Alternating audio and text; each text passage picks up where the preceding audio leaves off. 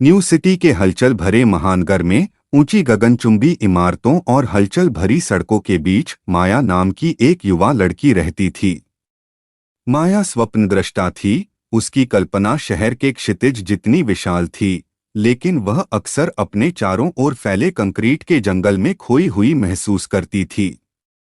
एक दिन जब माया भीड़ भरी सड़कों से गुजर रही थी, उसने कुछ अनोखी चीज देखी। फुटपाथ में एक छोटी सी दरार, भूरे रंग के समुद्र के बीच मुश्किल से ध्यान देने योग्य। उत्सुकतावश माया नीचे झुक गई और करीब से देखने लगी।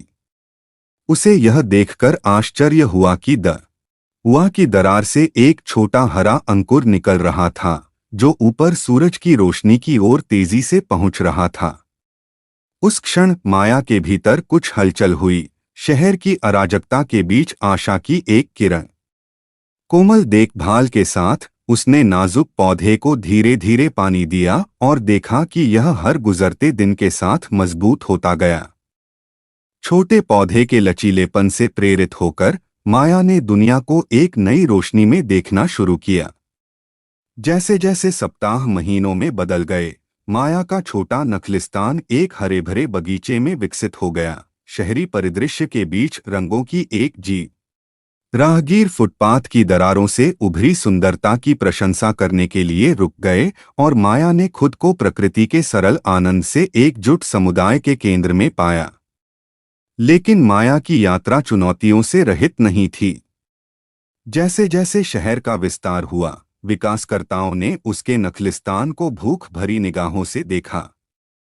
वे प्रगति के नाम पर इस पर कब्जा करने के लिए उत्सुक थे। निडर होकर माया ने अपने दोस्तों और पड़ोसियों को एकजुट किया, उस अभयारण्य की रक्षा करने के लिए दृढ़ संकल्प किया जिसे बनाने के लिए उसने बहुत मेहनत की थी। साथ में उन्होंने शहरी परिवेश में हरित स्थानों के महत्व के बारे में जागरूकता फैलाते हुए एक जमीनी स्तर पर अभियान चलाया। उनका संदेश समाज के सभी क्षेत्रों के लोगों को पसंद आया और जल्द ही उनका छोटा बगीचा पूरे शहर के लिए आशा का प्रतीक बन गया।